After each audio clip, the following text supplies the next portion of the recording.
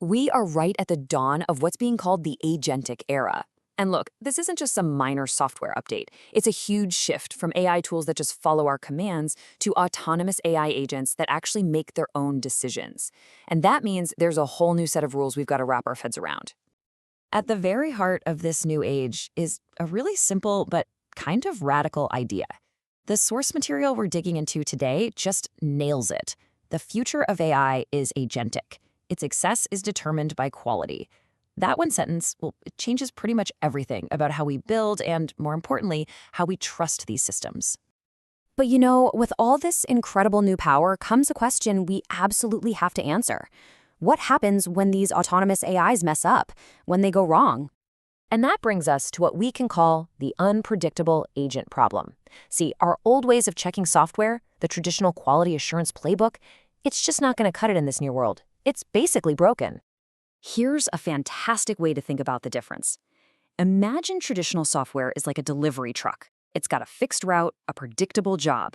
You just need to check if the engine starts and the tires have air. But an AI agent? That's a Formula One race car.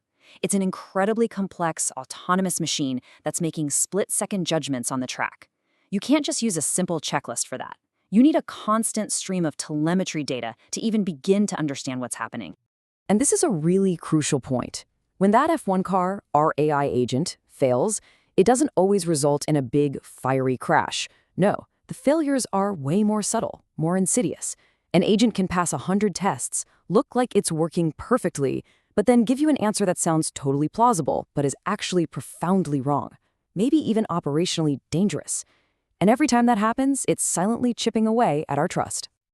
And listen, these aren't just hypotheticals. Let's look at some of the common ways these things fail. First, you've got algorithmic bias. This is where an agent picks up on biases in its training data, like a financial agent that starts penalizing loan applications just based on certain zip codes.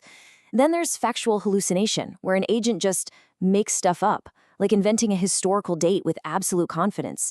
And maybe the weirdest of all is what we call emergent unintended behaviors, where agents find bizarre loopholes or even start proxy wars with other bots to achieve a goal. You can't debug that with a simple breakpoint in the code. So, if the old rulebook is totally out the window, what do?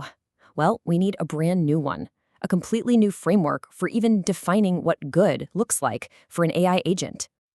And that all starts with a huge shift in how we think. We have to stop asking the old software question, which was, did we build the product right? Does it meet the technical specifications? Instead, we need to start asking a much bigger, much more important question. Did we build the right product? Does it actually provide value? Does it align with what the user really wants? This new way of thinking is really built on 4 core ideas, the 4 pillars of agent quality. First up, effectiveness. Pretty simple. Did the agent actually achieve the goal? Second, efficiency. Okay, it achieved the goal, but did it do so without wasting a ton of resources? Like, did it really need to take 25 steps to book one simple flight? Third is robustness. Can it handle the real world, which is messy?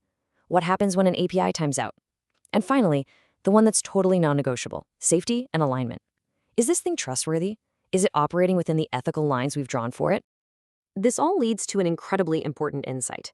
Agent quality is an architectural pillar, not a final testing phase. You don't build an F1 car and then try to bolt on the sensors at the very end. No way. You design it with telemetry in mind from the absolute beginning. Quality has to be designed in, not checked on later. Okay, so how do we actually measure our agent against these 4 pillars? Well, it takes a whole new approach. We have to start judging the how, not just the what. The old way of doing things is what's called black box evaluation.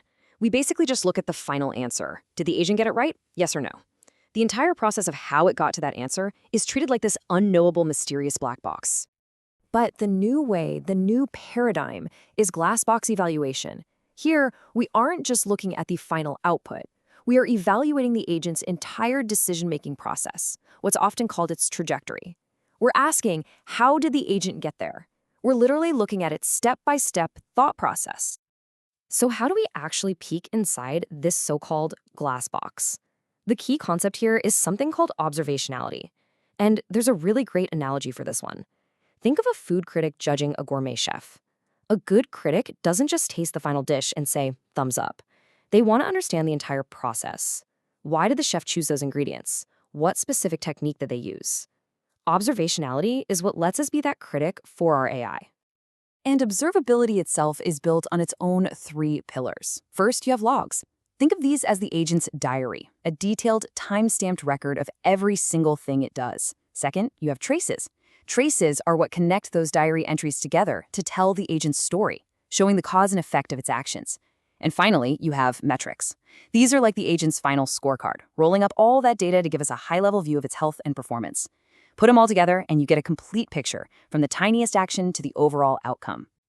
All right, so we have a new set of rules for quality, and we have the tools to see inside the process. Now let's talk about how all these pieces fit together to create a system that actually builds trust. Because here's the thing. A truly great agent doesn't just do a task once and call it a day. It learns, it improves. And by connecting our new definition of quality with our newfound ability to observe the process, we can create this powerful, self-reinforcing system called the agent quality flywheel. So here's how that flywheel gets spinning. Step 1, you define quality using those 4 pillars we talked about. Step 2, you instrument for visibility using observability to get all the data you need. Step 3, you evaluate the process, the how, using that glass box approach. And then comes the really crucial final step. Step 4, you architect a feedback loop. This is where every failure you catch is programmatically turned into a brand new test, making the entire system smarter and more robust. Each cycle adds more momentum, spinning that flywheel faster and faster. And the so what here is huge. This isn't just about catching bugs. It's about building a system that continuously earns our trust by getting more reliable, more effective, and more aligned with every single interaction. So as we start to bring this all together, if you remember nothing else from this, there are 3 core principles that are just essential for building trustworthy AI. First, treat evaluation as an architectural pillar, not some final step you tack on at the end. Build it in from day 1. Second, remember that the trajectory is the truth. The how an agent gets to an answer is often more important than the what. And third, and this one is so important, always remember that the human is the final arbiter of good. We can automate a lot, but human values have to be what define our goals. Which leaves us all with one final crucial question to think about. As these autonomous agents become more and more a part of our daily lives, a part of our work, how are we, as individuals and as a society, going to decide which ones we can actually truly trust?